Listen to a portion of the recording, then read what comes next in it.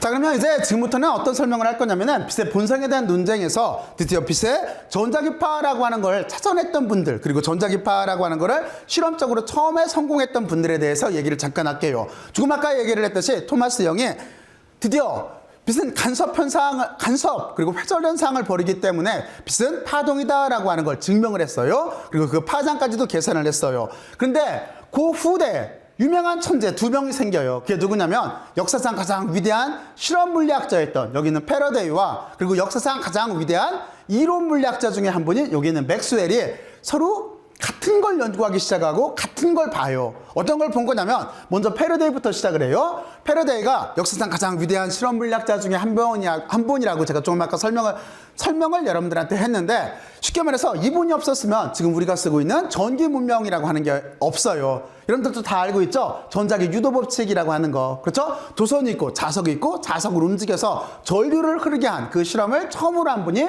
여기 있는 패러데이예요. 이 패러데이가 이런 실험들을 쭉 하나가면서 어떤 생각이 들기 시작을 했냐면, 전기가 자기고 자기가 전기라고 한다면 혹시 빛이라고 하는 것도 여기에 영향을 받고 있으니까 혹시 빛도 이들과 관계가 있지 않을까 하는 생각들을 하고 있었어요. 그걸 처음으로 생각한 건 여기는 패러데이예요. 근데 패러데이한테는 하나 문제가 있었어요. 여러분들도 패러데이 역사에 대해서 나중에 꼭 한번 봐봐요. 이분이 살아왔던 역사에 대해서 이렇게 살펴보게 되면은, 패러데이는 어렸을 때, 그러니까 쉽게 말해서 20세 전까지 제대로 된 교육을 받았던 물리학자가 아니에요. 물리학자가 아니었기 때문에 어떤 맹점이 있었었냐면, 실험적으로는 정말로 위대한 것들을 많이 발견을 해냈는데 딱 하나 뉴턴보다 못했던 게 어떤 거냐면, 이거를 뉴턴식 표기법이라고 하는 미적분학으로 표현할 수가 없었던 거예요. 그래서 한참 여기에 고민에 빠져 있고 있는데 신예가 나타나요. 그 신예가 누구냐면 여기에 있는 맥스웰이에요. 여기 있는 맥스웰이 나타나서 둘이 이렇게 연대를 보게 되면은 나이차가 꽤 나잖아요. 그렇잖아요. 패러데이가 근 60대예요. 60대 정도 됐을 때 여기 있는 맥스웰, 약간 20대 초중반이었던 맥스웰이 찾아가가지고 패러데이하고 드디어 연구 교류를 하기 시작을 해요. 연구 교류를 하기 시작을 하면서 패러데이가 가지고 있던 생각을 이어받아서 여기에 있는 맥스웰이 드디어 4가지 법칙으로, 여러분들이 아마 뭐 전자기학이나 이런 걸 배웠었으면, 또는 일반 물리학이나 이런 걸 배웠으면 맥스웰 방정식이라고 하는 걸 알고 있을 거예요. 또는 봤을 거예요. 또는 이 수업에서는 몰라도 상관이 없어요. 그래서 맥스웰 방정식이라고 하는 4가지 방정식으로 이렇게 표현하게 되어져 있어요. 이게 인류 역사상 두 번째 통일론이에요. 왜 그러냐면 전기와 자기라고 하는, 다시 말해서 전기현상, 자기현상이라고 하는 별개로 알았던 두 가지 현상을 합친 거예요. 그래서 여기서 역사상 두 번째 통일장을 써요. 첫 번째 통일장은 여러분들한테 전 시간에도 얘기를 했지만 그 뉴턴이에요. 뉴턴이 상과가 떨어지는 것과 달이 떨어질 데가 없어서 원운동하는 게 두 가지가 같은 현상이다라고 하는 만유인력 법칙을 찾은 게 첫 번째 통일론이에요. 하여튼 이렇게 맥스웰이 전기와 자기를 합쳐요. 그러면서 한 가지 기발한 아이디어를 내요. 거기에 보면은 유전율과 투자율이라고 하는 상수값이 나와요. 근데 이 상수값을 가지고 빛이라고 하는, 그러니까 거기에서 상수값이 나와요. 상수값이 나오는데 맥스웰이 이 상수값이 그때 그 당시까지 알려졌던 빛 속도와 같다라고 하는 걸 알아내고, 그래서 어떻게 생각을 하냐면, 전기와 자기현상은 결국에는 빛과도 같은 현상이다라고 하는 거를 처음으로 이론적으로 증명한 분이 여기 있는 맥스웰이에요. 그러면 줄여서 말하면 이렇게 되겠죠. 패러데이가 엄청난 노력을 바탕으로 한 실험으로 전기와 자기와 빛이 서로 같은 그룹이다라고 하는 거를 실험적으로 이해를 하고 이거를 이렇게 실험적으로 증명하려고 노력을 했다라고 한다면, 여기 있는 여기 있는 맥스웰은 패러데이의 업적을 이어받아서 그걸 이론식으로 증명했던 거예요. 이렇게 돼가지고 드디어 인간은 전자기학이라고 하는 전기와 자기하고 빛이라고 하는 걸 하나로 묶어서 이걸 다룰 수가 있게 된 거예요. 그렇죠?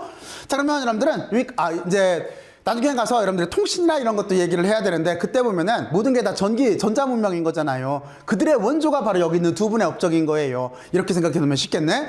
자, 그러면 그렇게 되고, 그리고 나서 조금 뒤에 어떻게 되는 거냐면, 이제 헤르츠가 처음으로 맥스웰이 했던 이론적 체계를 가지고 실험을 해요. 실험을 해서 전자기파라고 하는 거를 처음으로 만들어내요. 거기 있는 분이 여기 있는 헤르츠라고 하는 분이에요. 그리고 여기는 헤르츠는 여러분들이 몇 헤르츠 하잖아요. 몇 헤르츠.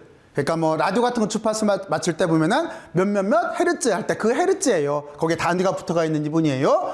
근데 여기가 이분이 처음으로 무선 송신기라고 하는 거를 이렇게 첫 실험을 해요. 그래서 이거는 이제 첫 송신기를 했던 거기 논문에 나와 있는 그림이라고 하는 건데 지금 어떻게 만든 거냐면 이게 구리선이에요. 구리선. 그리고 요게 미세 간격이 떨어져 있어요. 실제 처음에는 그리고 이 양쪽에 있는 여기는 아이언으로 만든 카패시터예요. 축전기예요.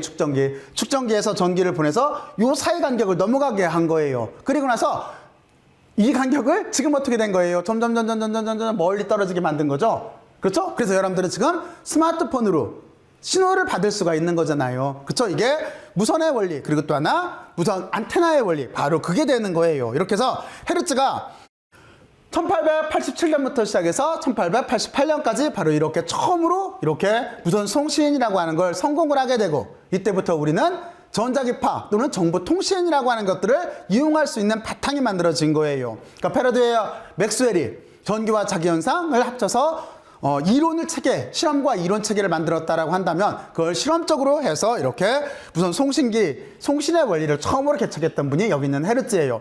근데 여기서 그냥 부연 설명을 하면은 두 분 다 조금, 여러분들 여기 생애를 보면 알겠지만 두 분 다 일찍 돌아가셨어요. 그렇죠? 여기는 40대 중후반에, 그리고 여기는 30대 중후반에 일찍 돌아가셨어요. 좀 안타깝게도. 자, 그러면 여러분들은 여기까지 이제 알아봤어요. 이론적 체계와, 그리고 처음으로 이제 무선이라고 하는, 그러니까 쉽게 말해서 정보를 전달할 수 있는 방법을 처음으로 이렇게 만들어내기 시작을 했어요. 뭐를 이용해서? 그 전까지는 몰랐던 전자기파라고 하는 걸 이용을 해서. 그렇죠?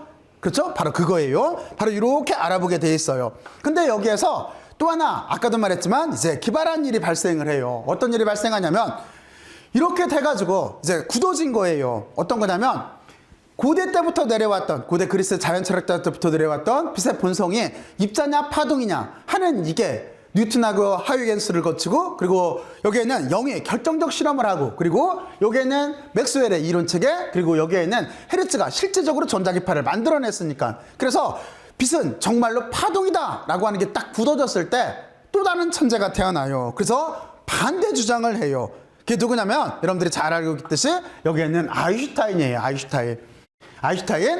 아인슈타인은 어렸을 때는 누구 책을 많이 읽었냐면, 조금 아까 여러분들이 여기서 봤던 맥스웰이 쓴 전자기 책 같은 것들을 스스로 독파했던 게 아인슈타인이에요. 그리고 맥스웰의 전자기 이론하고, 그리고 또 하나 뉴턴의 프린키피아에 써있던 거기에 있는 중력론 같은 것들을 서로 비교를 해보면서 이거 약간 모순이 있는데 라고 하는 거를 10대 때 느꼈던 게 아인슈타인이에요. 그리고 그걸 가지고 만들었던 게 첫 번째가 특수상대성 이론, 그리고 다시 그 생각을 10년 동안 연장해서 중력까지 포함시킨 걸 만드는 게 약 한 30대 때 일이에요.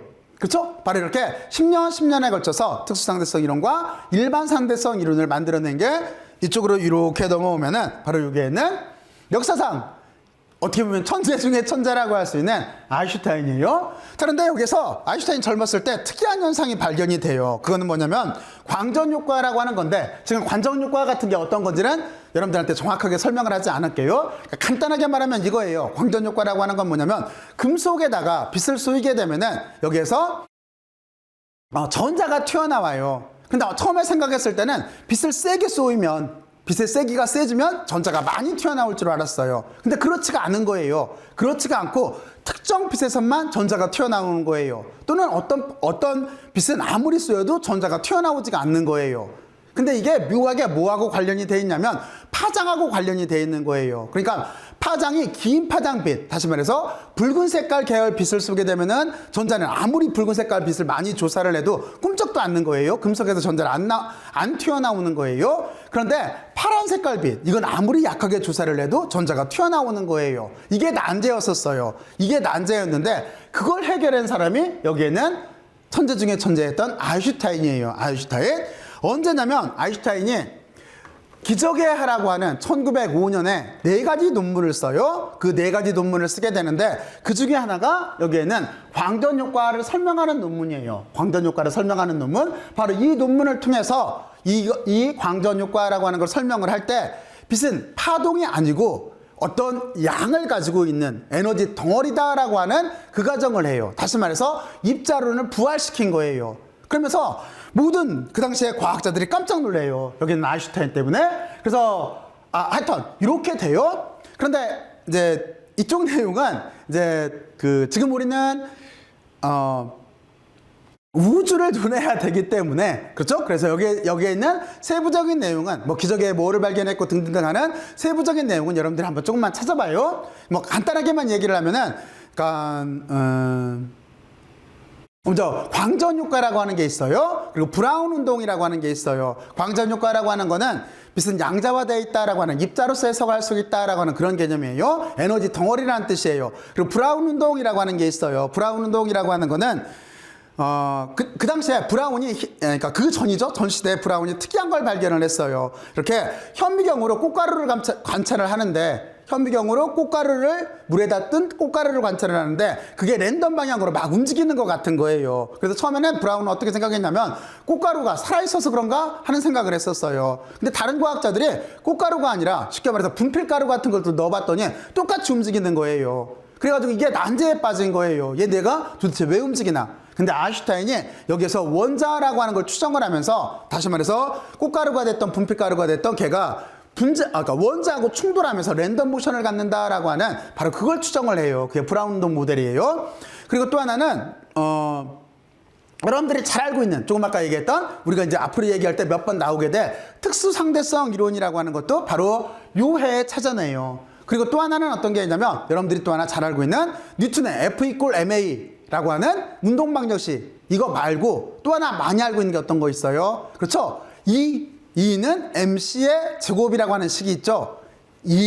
에너지는 m, 질량에다가 빛속도의 제곱을 곱한 값이다라고 하는 바로 에너지, 질량, 등가 원리도 바로 이때 찾아내는 거예요. 이렇게 네 가지씩을 찾아내요. 하여튼 거기에 대해서 도대체 무슨 의미가 있고, 이게 왜 그렇게 역사상 중요했고, 또 오죽했으면 기적의 해라고 붙었나 하는 거는 여러분들이 한번 조사들을 한번 해보세요. 하여튼 지금 우리가 얘기할 거는, 이래서 다시 아인슈타인이 광전 효과라고 하는 걸 설명을 하면서 입자론을 부활을 시켜요. 그랬는데 다시 반전이 돼요. 어떤 게 반전이 되냐는 거냐면, 여기에는 드브로이가, 이분은 이름이 상당히 길잖아요. 이분은 아마 물리학계에서, 이 당시에 물리학계에서, 아마 지금도 그럴지도 모르겠는데, 그러니까 유럽 입장으로 보면은 가장 이렇게 직급이 높은 분이에요. 다시 말해서 귀족 중에 귀족이에요. 귀족인데 물리학이 좋아서 물리학자로 이렇게 오신 분이 여기 있는 드브로이예요. 이름은 여기를 다 일반적으로 부르지 않고 드브로이에서 여기만 이렇게 불러요. 일반적으로. 그런데 이분이 어떻게 생각을 했냐면, 이렇게 생각을 한 거예요.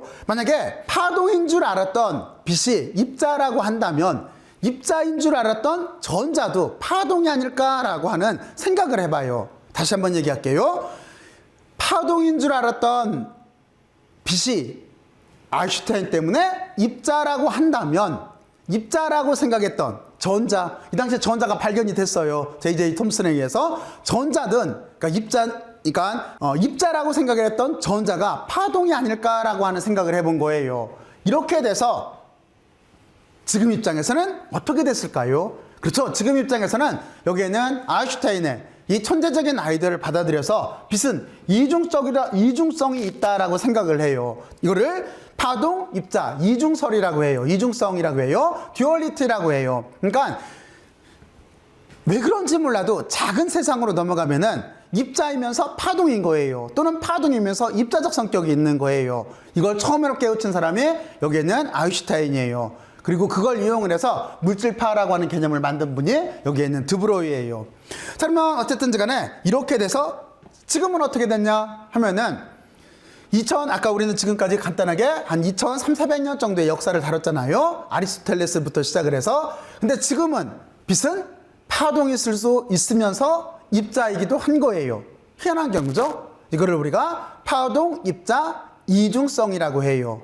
자, 그러면 일단은 여기까지 이렇게 빛의 본성에 대해서 알아봤어요. 그리고 이쪽부터 여러분들은 이제 양자역학이라고 들어봤죠? 양자역학 세계로 이렇게 가는 거예요. 근데 양자역학이라고 하는 거는 일단은, 물론 나중에 암흑물질이 나오거나 암흑에너지가 나올 때는 다시 우리 영역으로 오지만,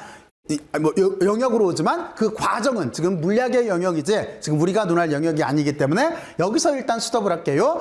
혹여라도 이 부분에 대해서 궁금한 학생이 있으면은 좀 더 찾아봐요. 아니면 저한테 질문들을 해주길 바래요. 자, 그러면 이렇게 돼서 이제 하나는 결과적으로는 파동, 입자, 이중성이라고 하는 바로 요 말로써 해결을 봤어요. 사실은 해결이 됐는지 안 됐는지는 모르겠지만 현대 물리학은 그렇게 알고 있어요. 그러면 또 하나가 남았죠. 어떤 게 있어요? 또 하나 궁금했던 거. 앞쪽으로 넘어가서 생각을 했을 때 아리스토텔레스는 여기에서 보면은 빛이라고 하는 게 속도가 무한하다고 생각을 했어요. 그런데 사원소설을 주장을 했던 여기는 엠페도클레스는 처음으로 빛속도가 유한하다고 주장을 했어요. 그럼 다시 충돌이 났겠죠. 그러면 여러분들은 어떻게 하면 될까요? 그렇죠. 빛의 속도를 재려고 나왔을 거예요. 자, 그래서 우리가 잠깐 빛의 속도를 도대체 어떻게 쟀나 하는 몇 가지 특이 사례들, 중요했던 사례들에 대해서만 이렇게 한번 알아보죠. 자, 그러면 지금부터 시작을 해서 다음 주제로 넘어갈게요. 그 다음 주제는 빛의 속도에 관한 얘기예요. 자, 여기 빛의 속도 측정에 대한 얘기.